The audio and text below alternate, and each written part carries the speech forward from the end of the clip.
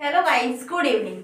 आज का हमारा टॉपिक क्या है? पेशी वॉइस का। जो हम वॉइस पढ़ रहे हैं लगातार, हमने एक क्लास, दो क्लास और आज हमारी किस तीसरी क्लास है। ठीक है, जिसने भी मेरी लास्ट वीडियो नहीं देखी है तो वो 1 और 2 क्लास देख के ये तीसरी वीडियो जरूर देखिएगा, क्योंकि फर्स्ट क्लास में हमने क्या पढ़ा था, पेशी और एक्टिव वॉइस के अंदर जो इंटरचेंज होता है उसके अंदर क्या क्या मतलब उसके अंदर रूल्स दिए होते हैं जिसके अकॉर्डिंग हम जो एक्टिव वॉइस है उसको पेशी वॉइस में इंटरचेंज करते हैं। और सेकंड जो हमारी कल वाली जो वीडियो थी उसके अंदर हमने क्या पढ़ा था, उसके अंदर हमने वो पढ़ा था जैसे हम जनरल यदि हमें सामान्यतः किसी यदि एक्टिव वॉइस का पेशी वॉइस में इंटरचेंज करना होता है तो हम बाय का यूज करते हैं। अदरवाइज जो हम टू का, एट का, विद का और ऑफ का जो यूज करते हैं वो मैंने लास्ट वीडियो में आपको अच्छी तरह से समझा दिया था कि वहां पे बाय का यूज नहीं होता। कौन कौन सी वर्ब ऐसी है जहां पे बाय के अलावा टू का, एट का, विद का और ये सभी का प्रयोग होता है। तो आप यदि वो मेरी वीडियो नहीं देखे तो लास्ट वीडियो में प्लेलिस्ट में जाके मेरी 2 नंबर क्लास जरूर देखिएगा। ठीक है, फिर उसके बाद हमारी ये तीसरी क्लास है आज की। ठीक है, एक्टिव एंड पैसिव वॉइस की। तो इसके अंदर क्या है कि omission of agent in the passive structure. अब देखो, ओमिशन ऑफ एजेंट, एजेंट क्या होता है, जो सब्जेक्ट होता है उसको हम क्या कहते हैं, एजेंट कहते हैं। ठीक है, तो ओमिशन का मतलब क्या होता है, हटाना। मतलब ऐसे कौन से एजेंट है जिसको हम हटा के एक्टिव से पेशिव में करते हैं, मतलब वो अस्पष्ट होते हैं जिनको हम पेशिव में नहीं लिखते हैं। ठीक है, जैसे देखिए कि when the agent is unknown, unknown मतलब क्या होता है, जो जिसकी जानकारी नहीं होती। ठीक है, और वैक्यू क्या होता है, अस्पष्ट होता है, मतलब जो क्या है, जो सब्जेक्ट अस्पष्ट होता है। जैसे कौन कौन से होते हैं, एक तो जो इंडेफिनिट प्रोनाउंस होते हैं उनके होते हैं, जैसे सम की टोटल सीरीज है, जैसे समबडी हो गया, समवन हो गया, तो ये सभी क्या है, अननोन है। ठीक है, जैसे एनीबडी हो गया, ये भी अननोन है।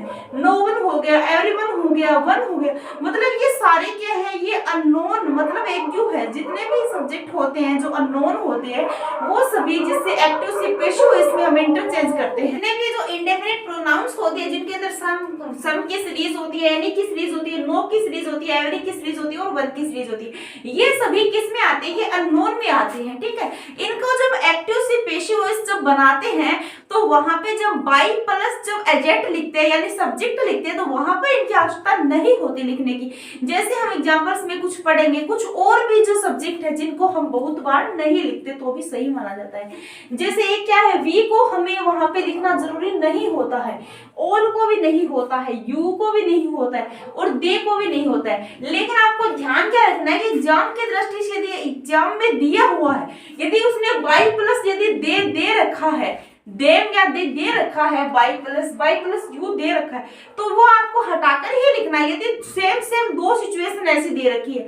अदरवाइज यदि सिचुएशन में कहीं भी हटाया हुआ नहीं है और by plus they, by plus we, by plus you लिखा हुआ है तो आप बाई प्लस यू वाले ऑप्शन में जा सकते हैं। ठीक है, तो आगे देखिए आज के एग्जाम्पल क्या है कि समवन पिक्ड माई पॉकेट। ठीक है, तो यहाँ पे हमें ध्यान क्या रखना है कि सबसे पहले ऑब्जेक्ट को सब्जेक्ट बनाना है। तो ऑब्जेक्ट क्या है, माई पॉकेट क्या है, ऑब्जेक्ट है। ठीक है, पिक्ड क्या है, वर्ब है और ये क्या हो जाएगा, यहाँ पे सब्जेक्ट हो जाएगा। ठीक है, तो माई पॉकेट को हम क्या बनाते हैं, ऑब्जेक्ट का सब्जेक्ट बनाते हैं। ठीक है, और आपको टेंस पता है, पिक्ड आया हुआ है यानी सेकंड फॉर्म आई हुई है तो पास्ट इंडेफिनिट टेंस है, तो यहाँ पे पास्ट कंटिन्यू टेंस की हेल्पिंग वर्ब का यूज होगा। ठीक है, तो वो आ जाएगा, माई पॉकेट है वो सिंगुलर है तो उसके अकॉर्डिंग वो आ जाएगा और पिक्ड का पिक्ड आ जाएगा। अब यहाँ पे देखो जो समवन है ना, इसको हम बाई समवन है ना, समवन ये हमारा ऑप्शनल है। ठीक है, यदि एग्जाम के अंदर आपको ऑप्शन दिया हुआ है उसके अंदर यदि लिखा हुआ है तो आप कर दो, अदरवाइज ये क्या है, एक ऑप्शनल, आपको जरूरी नहीं है कि इसको आप लिखो। ठीक है, अब सेकंड में क्या है, अब देखो एक और बना दिया इसने, साथ में यही है सेम। अब देखो यहाँ पे कि नोबडी हेल्प मी। ठीक है, तो यहाँ पे आपको ऑब्जेक्ट देखना है सबसे पहले, मी क्या है, ऑब्जेक्ट है, इसका हम आई बना देंगे। ठीक है, और ये हेल्प सेकंड फॉर्म दी हुई है तो ये पास्ट सिंपल है तो पास्ट कंटिन्यू की क्या लग जाएगी, हेल्पिंग वर्ब लग जाएगी, तो वो जा जाएगा। और नोबडी दिया हुआ है तो हमें नोट को बाहर निकालना पड़ेगा क्योंकि नेगेटिव सेंटेंस है ये। ठीक है, और ये थर्ड फॉर्म के रूप में आ जाएगी हेल्प। अब ये बाई बॉडी नोबडी लिखने का जरूरत नहीं है क्योंकि नोट तो हमने ऑलरेडी निकाल दिया है। ठीक है, आगे देखिए कि we all sometimes commit mistakes. अब देखो यहाँ पे ऑब्जेक्ट क्या है, मिस्टेक्स है, तो मिस्टेक्स क्या है, ऑब्जेक्ट है। ठीक है, ऑब्जेक्ट को सब्जेक्ट बना दिया, मिस्टेक्स। अब आपको पता है कमिट क्या यहाँ पे क्या दिया हुआ है, प्रेजेंट इंडेफिनिट टेंस दिया हुआ है, तो इसको हम प्रेजेंट कंटिन्यू टेंस में जो हेल्पिंग वर्ब है उसमें इंटरचेंज कर देंगे तो आर आ जाएगा। मिस्टेक्स यहाँ पे अपलोड है, ठीक है। और समटाइम्स यहाँ पे बीच में एडवर्ब दी हुई है तो वो सेम की सेम वहीं पे आ जाएगी जहाँ पे एक्टिव वॉइस में दी हुई है, और उसके बाद में कमिटेड आ जाएगा, ठीक है, ये ध्यान रखना आपको।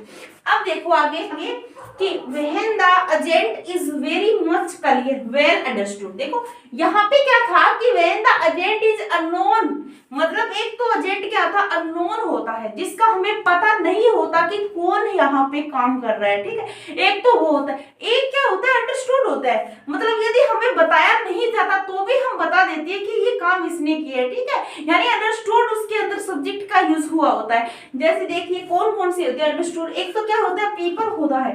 एक यदि किसी को अरेस्ट किया जा रहा है तो हम उस चीज के लिए नोन है, हमें पता है पुलिस भी अरेस्ट कर सकती है, अदरवाइज कोई नहीं कर सकता। तो वहां पे जो पुलिस है यदि किसी को ऐसे कह दे कि उसकी सजा सुनाएगी तो हमें ऑलरेडी उस चीज के बारे में पता है कि जज ही सुना सकता है, तो वहां पे सब्जेक्ट क्या हो जाएगा, जज हो जाएगा, ठीक है।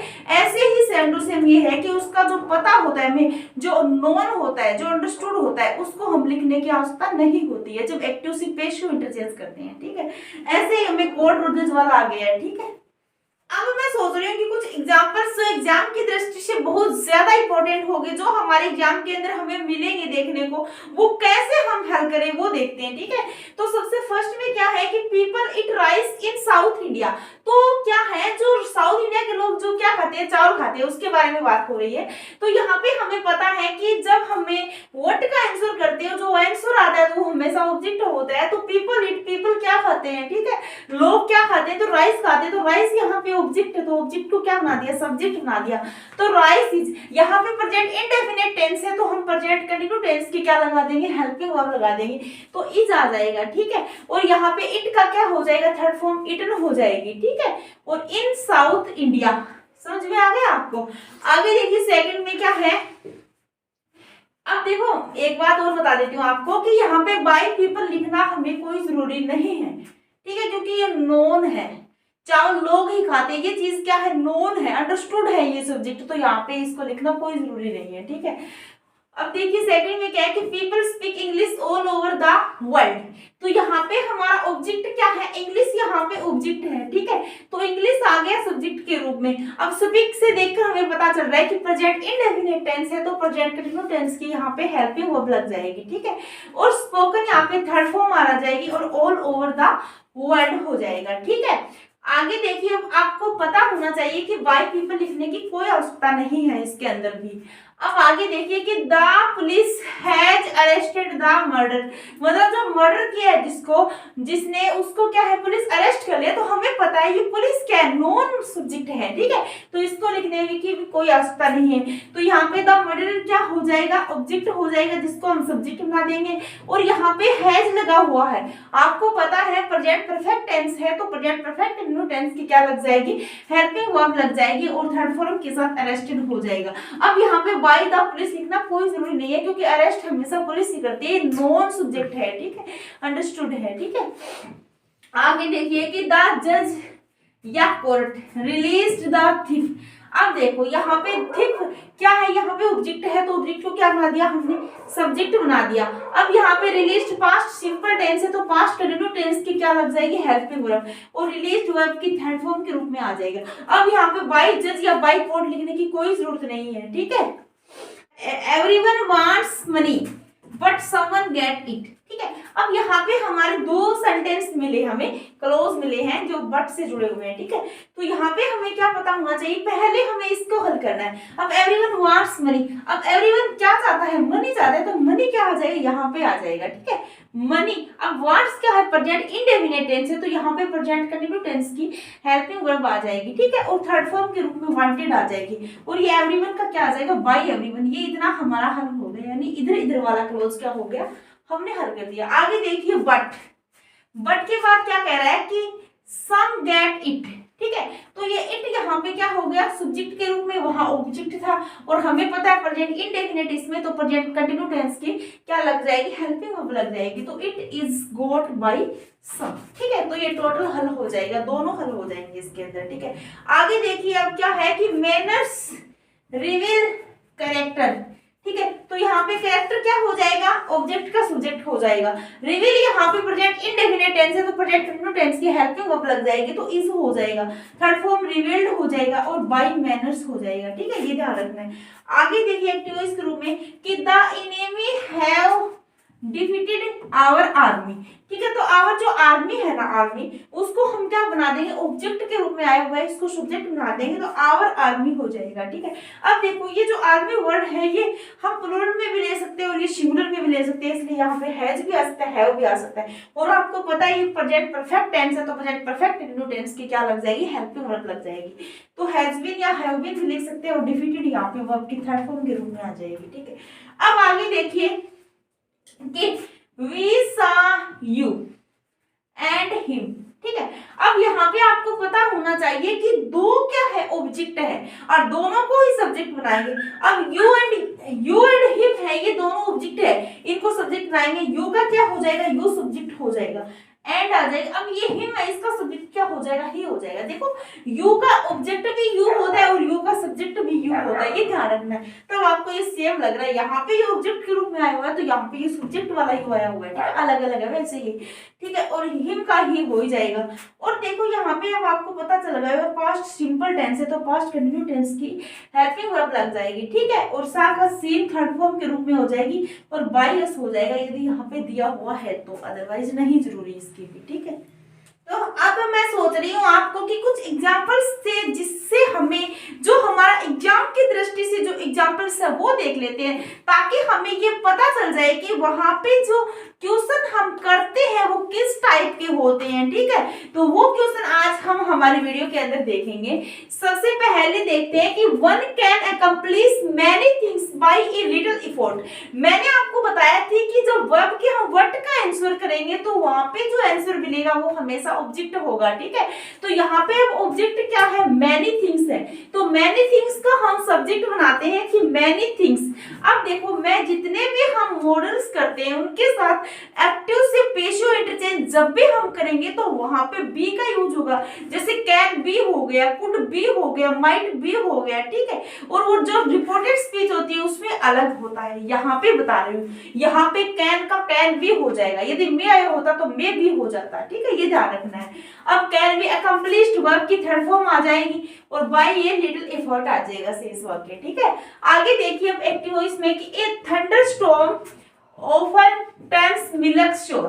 ठीक है, तो यहाँ पे हमें पता है कि ऑब्जेक्ट क्या है, मिल्क है। ठीक है, मिल्क क्या है, यहाँ पे ऑब्जेक्ट है, इसको हम सब्जेक्ट बना देंगे। ठीक है, और यहाँ पे हमें पता है कौन सी टेंस का यूज हुआ है, प्रेजेंट इंडेफिनिट टेंस का यूज हुआ है, तो यहाँ पे प्रेजेंट कंटिन्यूस टेंस की क्या लग जाएगी, हेल्पिंग वर्ब लग जाएगी। ठीक है, और ये जो ऑफन बीस के अंदर जो वर्ब दी हुई, जो एडवर्ब दी हुई है वो सेम की सेम आ जाएगी और टर्न का टर्न हो जाएगा। ठीक है, और श्योर का श्योर रहेगा और बाय ए थंडरस्टॉर्म हो जाएगा।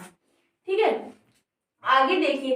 अब देखो यहाँ पे तो हम एक्टिव के पेशिव वॉइस करते आ रहे थे, अब हम क्या करेंगे पेशिव वॉइस से एक्टिव वॉइस, क्योंकि आजकल क्या हो गया, ऐसा ट्रेंड चला है कि पेशिव वॉइस का एक्टिव वॉइस पूछते हैं ज्यादातर। ठीक है, पेशिव वॉइस का एक्टिव वॉइस कैसे बनता है वो देखते हैं अब हम। जैसे कि note a word was spoken by Latif. अब देखो हमें क्या करना है कि जो पेशिव वॉइस है उसको एक्टिव वॉइस में करना है। ठीक है, अब देखो यदि आपको ये समझना है कि एक्टिव वॉइस में कैसे करना है तो पहले आपको जो एक्टिव वॉइस है उसको आपको बना के देख लेना है कि कौन सा एक्टिव वॉइस है वो बनेगा, फिर पैसिव वॉइस ऑटोमेटिक आपका हल हो जाएगा। ठीक है, तो अब आपको पता है बाय लतीफ है तो लतीफ यहाँ पे क्या है, यहाँ पे बाय लतीफ के रूप में दिया हुआ है तो ये सब्जेक्ट है तो लतीफ हो जाएगा। ठीक है, अब वाज स्पोकन दिया है, यानी वाज स्पोकन कब होता है, जब हम पास्ट सिंपल टेंस में होते हैं तब पास्ट कंटिन्यूस टेंस की हेल्पिंग वर्ब लगती है। ठीक है, तो ये आपको पता है। तो वाज स्पोकन दिया हुआ है तो हमें सीधा ही स्पोक कर देंगे क्योंकि सेकंड फॉर्म जो पास्ट सिंपल है उसमें इंटरचेंज करना है तो सीधा ही हो जाएगा। और आपको पता है जहां पे नोट वाला हो, देखो जो प्रेजेंट इंडेफिनिट टेंस और पास्ट सिंपल टेंस होता है उसके अंदर क्या रूल होता है, जब नेगेटिव इंटरोगेटिव सेंटेंस जब हम करते हैं तो वहां पे हेल्पिंग वर्ब का यूज होता है। वैसे ही यहाँ पे डिड नोट आया है, जैसे ये नोट को देख के डिड नोट आ गया यहाँ पे। ठीक है, अदरवाइज ये नोट नहीं होता ना तो सीधा स्पोक हो जाता है, यहाँ पे स्पीक की सेकंड फॉर्म आ जाती है। ठीक है, जो पास्ट सिंपल टेंस को इंडिकेट करती है। अब स्पीक हो जाएगा और ए वर्ड हो जाएगा। स्पीक क्यों किया है? क्योंकि डिड नॉट बाहर आ गई है, ठीक है, ये तो आप समझते होंगे, ये तो कॉमन सेंस है। आगे देखिए, आगे भी हमें पेशी वॉइस से एक्टिव वॉइस ही पूछना है, यानी वही बताना है। तो इसके अंदर क्या है कि Alice was not much surprise at this. अब आपको पता है कि यहाँ पे सब्जेक्ट क्या है, ये जो ऑब्जेक्ट बनाया हुआ है दिस आ जाएगा। मैंने देखो आपने मेरी लास्ट वीडियो यदि नहीं देखी है तो आप वो वीडियो मेरी जरूर देखिएगा। मैंने वहां पे बताया था कि सरप्राइज के साथ एट आता है जब नॉन ह्यूमन थिंग्स आती है, ठीक है, और वो सेम टू सेम सरप्राइज के साथ क्या आता है? एट आता है। तो आपको ध्यान रखना है, तब ये दिस लगा हुआ है, दिस से पहले एट लगा हुआ है, अदरवाइज यहाँ पे बाय का यूज हो जाता है यदि सरप्राइज ना दी होती तो, ठीक है। सामान्यतः हम बाय का यूज करते हैं। अब देखिए यहाँ पे दिस, यहाँ पे सब्जेक्ट बन गया। अब वाज नॉट मच सरप्राइज्ड है, तो आपको पता है वाज नॉट कब आता है? जब पास्ट सिंपल टेंस आता है, और पास्ट सिंपल टेंस की कौन सी होती है? डिड नॉट होती है, क्योंकि नॉट वाला सेंटेंस है, ठीक है, इसलिए हम डिड नॉट करेंगे। अदरवाइज हम सरप्राइज सेकंड फॉर्म के रूप में ले लेते सीधा ही, और ये सरप्राइज हो गया अब, और अलाइज मच हो गया। अब देखो सेम, इसका सेम टू सेम है कि this did not surprise much allies. देखो ये अलाइज बाद में भी आ सकता है, मच बाद में भी आ सकता है, ये आपको मैंने दोनों लिख दिए हैं, एक दूसरे के इंटरचेंज हो सकते हैं, ठीक है। आगे देखिए अब हम क्या करेंगे कि पेसिव वॉइस का वापस हम एक्टिव वॉइस में ही चेंज करेंगे। तो he will be greatly surprised of he is सूजन, ठीक है। तो इसका हमें क्या करना है? अब पेसिव वॉइस में इंटरचेंज करना है, तो क्या हो जाएगा? It will surprise him greatly, ठीक है। और if the committee chooses him, देखो यहाँ पे एक का बना है और एक का नहीं बना, वो आपको ध्यान रखना होगा। ऊपर बना है, नीचे वाला एक्टिव वॉइस में है, ठीक है। आगे देखिए अब एक्टिव वॉइस का पेसिव वॉइस, ये तो उल्टे बने रखे हैं हमने। अब हम देखते हैं दोबारा एक्टिव वॉइस से पेसिव वॉइस कि his subordinate accused him of various offence. अब इसके अंदर क्या है? अक्यूज्ड दिया हुआ है, पास्ट सिंपल टेंस दिया हुआ है, तो इसको हम पास्ट कंटिन्यूस टेंस की हेल्पिंग वर्ब से हम लिखेंगे इसको। तो हिम यहाँ पे क्या है? ऑब्जेक्ट के रूप में है, तो सब्जेक्ट क्या हो जाएगा? ही हो जाएगा, ठीक है। Was accused of various offence by his subordinate, ठीक है, ये तो एकदम कॉमन है। आगे देखिए अब एक्टिव वॉइस का और पेसिव वॉइस का, ये देखो, आप देखो मैंने दो सेंटेंस लिखे हैं, साथ साथ में लिख दिए हैं, आप पहले देख लीजिएगा। देखो पहले देखो, shall I ever forget those happy days. देखो ये जो हैप्पी डेज वाला इसका मैंने नीचे बनाया है। अब देखो यहाँ पे हमने दोज हैप्पी डेज यदि बाहर लाएंगे तो ध्यान रखना, ये सेल किसके साथ लगा है? आई के साथ लगा है। मैंने आपको बताया था जब फ्यूचर टेंस बताया था कि आई और वी के साथ सेल लगता है, अदरवाइज सभी के साथ हमें विल का यूज करना होता है। तो यहाँ पे आई के साथ तो सेल लग गया, लेकिन दोज हैप्पी डेज जब हम बाहर निकालेंगे तो उसके साथ विल ही का यूज करेंगे, ठीक है, ना कि आई और वी के साथ ही हमें सेल का यूज करना है। तो यहाँ पे will those happy days ever be forgotten by me, ठीक है। अब हम देखते हैं दोबारा कि I shall ever forgot those happy days. ये दोज हैप्पी डेज बाहर निकाल, ये देखो इंटरोगेटिव सेंटेंस बनाया था मैंने, ये ऊपर नीचे लिख रखा है, और ये बीच वाले दोनों सेम है। इसमें क्या है कि those happy days will ever be forgotten by me. अब देखो ये विल बी क्यों लिखा है? क्योंकि यहाँ पे क्या लिखा हुआ है? सेल लिखा हुआ है। ये सेल क्या है? देखो एक चीज और भी, यहाँ पे विल और यहाँ पे ये बी है, ये ध्यान रखना है क्यों लिखा है मैंने। इसका मतलब ये है कि फ्यूचर सिंपल टेंस के अंदर हम सेल और विल यूज करते हैं। जैसे उसके बाद जब हम फ्यूचर कंटिन्यू टेंस की बात करते हैं तो उसकी हेल्पिंग वर्ब क्या होती है? सेल भी होती है और विल भी होती है। उसी के अकॉर्डिंग यहाँ पे सेल भी और विल भी लगा हुआ है, ठीक है। और एक मैंने आपको रूल और बताया कि यदि मॉडल्स दिए होंगे तो उनमें हमेशा ही बी का यूज होगा। जब एक्टिव से पेसिव इंटरचेंज करेंगे तो जैसे कैन भी हो गया, विल भी हो गया, सेल भी हो गया, मे भी हो गया, माइट भी हो गया, ठीक है। अब आगे हम कुछ और एग्जांपल्स देखते हैं जो हमारे एग्जाम की दृष्टि से बहुत ज्यादा इंपॉर्टेंट है, ठीक है। तो यहाँ पे एक्टिव वॉइस में है कि अल्लाह, ये देखो ये जो यहाँ पे साइन लगा हुआ है एक्सक्लेमेटरी साइन है, ठीक है, कि we shall hear his voice no more. More. ठीक है, तो यहाँ पे हमें क्या देखना है, देखो ये जो अल्लाह वाला साइन है ये यहाँ पे हम लिख देंगे पेश हो इसके अंदर, सेम टू सेम उतार देंगे। ठीक है, आगे हमें क्या करना है, आगे वाले जो सेंटेंस दिया हुआ है उसका हमें पेश वॉइस इंटरचेंज करना है। तो यहाँ पे हिज वॉइस क्या हो जाएगा, ऑब्जेक्ट हो जाएगा, तो इस वॉइस क्या हो जाएगा, यहाँ पे ऑब्जेक्ट का सब्जेक्ट बन जाएगा। ठीक है, अब ये विल है, अब ये यहाँ पे वी के अकॉर्डिंग क्या आ गया, सेल आ गया, लेकिन हिज वॉइस विल भी आ जाएगा, यानी विल तो इसके अकॉर्डिंग आया। और मैंने आपको बताया कि फ्यूचर सिंपल आया तो फ्यूचर कंटिन्यू टेंस की वहां पे हेल्पिंग और फील हो जाती है। ठीक है, तो विल भी हो जाएगा, हियर थर्ड फॉर्म हो जाएगी और नो मोर हो जाएगा सेम टू सेम। अब देखो इसका एक तरीका और भी है, उस तरीके से भी हम हल कर सकते हैं। जैसे अल्लाह सेम वर्ड आ जाएगा और हिज वॉइस यहाँ पे ऑब्जेक्ट का सब्जेक्ट बन गया है। ठीक है, अब यहाँ पे जो हमने बनाया है नो मोर, इसको हम नोट में भी ले सकते हैं, जैसे कि विल नोट और बी इसके बाद आएगा, आपको पता है, और हियर हो जाएगा और एनी मोर हो जाएगा, नो मोर का फिर एनी मोर हो जाएगा यदि हम नोट बाहर निकाल देंगे। ठीक है, आगे देखिए एक पेशी वॉइस में दिया हुआ है, इसका हमें एक एक्टिव वॉइस में चेंज करना है कि without effort nothing can be gained.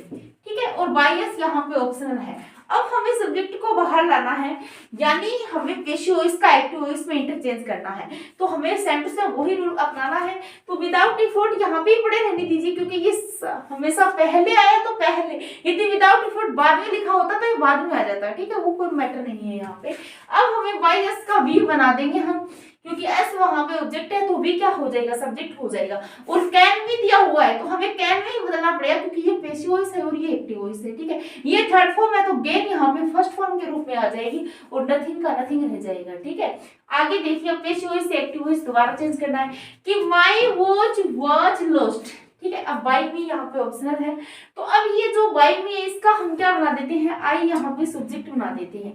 अब देखो ये वॉच लॉस्ट आपको पता है, जो पास्ट सिंपल टेंस होता है तो पास्ट कंटिन्यू टेंस की हेल्पिंग वर्ब फिर हो जाती है, तो यहाँ पे पास्ट सिंपल टेंस सीधा ही आ जाएगा। अब लॉस्ट की सेकंड फॉर्म क्या हो जाएगी, लॉस्ट हो जाएगी और माई वॉच हो जाएगी। ठीक है, अब देखिए आगे, अब हम एक्टिव वॉइस का पेशी वॉइस में इंटरचेंज करेंगे कि they laughed at his warnings and objected to all his proposals. ठीक है, अब यहाँ पे हमें पता है कि यहाँ पे सब्जेक्ट क्या है, देखो सब्जेक्ट वहां निकालो, हिज वार्निंग्स क्या है, सब्जेक्ट है, तो his warnings were laughed at and all his proposal were objected to by them हो जाएगा। ठीक है, आगे देखिए कि the people regarded him as an impostor and called him a villain. देखो यहाँ पे हमें पता है कि कौन सी टेंस का यूज हुआ, पास्ट सिंपल का यूज हुआ, तो पास्ट कंटिन्यू टेंस की क्या लग जाएगी, हेल्पिंग वर्ब, तो ही वाज हो जाएगा, हिम का क्या हो जाएगा, ही हो जाएगा, क्योंकि वो ऑब्जेक्ट है तो सब्जेक्ट हो जाएगा। He was regarded as an impostor and called a villain. ठीक है, तो आज मैंने जो आपको ये एक्टिव से पेशु इंटरचेंज करवाए, जो एग्जाम की दृष्टि से बहुत ज्यादा इंपॉर्टेंट है। ठीक है, और ये हमारी 3 नंबर क्लास है, यानी 1-2 क्लास मैंने लास्ट आपको बता दी। यदि वो वीडियो आपने मेरी नहीं देखी है तो वो वीडियो देखिएगा और उसके बाद आप ये वीडियो देखिएगा। और हमारे जो एक्टिव एंड पेशु इसका जो टॉपिक था वो अभी खत्म नहीं हुआ है, उसके अभी 2-3 क्लासें और आनी बाकी है, तो हम सारा डिटेल से पढ़ेंगे। जो आपको अच्छे लगे तो वीडियो को लाइक करें, और एक बात ध्यान रखना, आप वीडियो के देखने के बाद नोट्स जरूर बनाएं, क्योंकि नोट्स के बाद आपका सारा जो इंग्लिश ग्रामर है वो एकदम इजी हो जाएगा। ठीक है, और यदि मेरी वीडियो आपको पसंद आई है तो चैनल को सब्सक्राइब करें। थैंक यू, धन्यवाद।